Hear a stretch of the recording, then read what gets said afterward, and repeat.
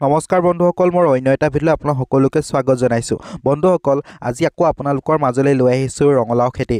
বন্ধুসকল, বহুকেইজন কৃষক বন্ধুৱে সুধিছিলে যে আপোনালোকে ৰঙালাও খেতি কৰোঁতে কি কি দৰৱ ব্যৱহাৰ কৰে। বন্ধুসকল, সেইটো বিষয় লৈ পেলাই আজি ভিডিঅ'টো আৰম্ভ কৰিছোঁ। বন্ধুসকল, মোৰ প্ৰত্যেকজোপা ৰঙালাওতে বৰ্তমান সময়ত কলি আহিবলৈ আৰম্ভ কৰিছে আৰু প্ৰডাকশ্যন যথেষ্ট ভাল হৈছে। বন্ধুসকল, আপোনালোকে যদি মোৰ ৰঙালাও খেতি কৰা ভিডিঅ'বোৰ চোৱা নাই তেতিয়াহ'লে ভিডিঅ'বোৰ চাবগৈ, তেতিয়া আপোনালোকে গম পাই যাব আমি কি পদ্ধতিৰে ৰঙালাও খেতিডৰা কৰিছিলোঁ। বন্ধুসকল, আজি ভিডিঅ'টো আমি ৰঙালাও খেতি কেনেদৰে কৰিব বা ৰঙালাও খেতি কৰিবলৈ হ'লে কি কি ব্যৱহাৰ কৰিব লাগে সেইটো বিষয়ে আলোচনা কৰিবলৈ নাযাওঁ। বন্ধুসকল, আজি ভিডিঅ'টোৰ মূল বিষয় হৈছে যে ৰঙালাও গছত হালধীয়া পৰি গ'লে, ৰঙালাও কলি গেলি গ'লে কি কি দৰৱ ব্যৱহাৰ কৰিব লাগে।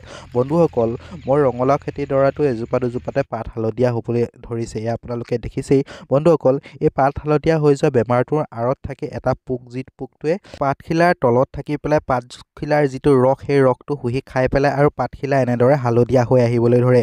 বন্ধুসকল, এই পোকটো অকণমান লাগোতেই আপোনালোকে দৰৱ ব্যৱহাৰ কৰিব লাগিব, নহ'লে কি হৈ যায়, ইজোপাৰ পাছৰ পৰা সিজোপা গোটেই বিয়পি যায় আৰু গোটেই পাতবোৰ হালধীয়া কৰি পেলায়। বন্ধুসকল, ভিডিঅ'টো আপোনালোকে দেখিছে, এই পোকটোৱে থাকে। আপোনালোকে ৰঙালাও খেতি কৰিছে যেতিয়া ৰঙালাও পাতখিলাৰ তলফালে দাঙি চাব, এই বগা বগা পখিলাৰ নিচিনা এই পোকটোৱে থাকে।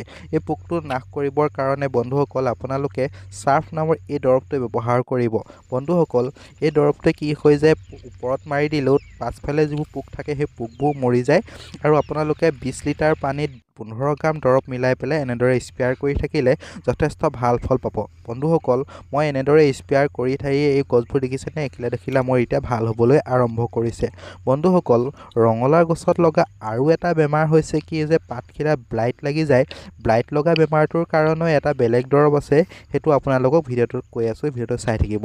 বন্ধুসকল, এয়া দেখিছেনে কেনেদৰে ব্লাইট লাগি পেলাই পাতবোৰ জ্বলি গৈছে চাইডে চাইডে। এইটো এটা ব্লাইটজনিত বেমাৰ। এই ব্লাইটজনিত বেমাৰটোৰ নাশ কৰিবৰ কাৰণে আপোনালোকে চাফ বা ইণ্ডোফিল নামৰ এই দুটা দৰৱ ব্যৱহাৰ কৰিব পাৰে। বন্ধুসকল, এই দুইটা দৰৱে ফাংগিচাইড হয়। এই ফাংগিচাইডজনিত ব্লাইটজনিত বেমাৰসমূহ ৰোধ কৰিবৰ কাৰণে এই দৰৱটো যথেষ্ট ভাল। বন্ধুসকল, ইয়াৰ উপৰিও ৰঙালাও গছত এনেদৰে কলিবোৰ হালধীয়া পৰি অহা বা কলিবোৰ গেলিবলৈ আৰম্ভ কৰা বেমাৰটো দেখিবলৈ পোৱা যায়।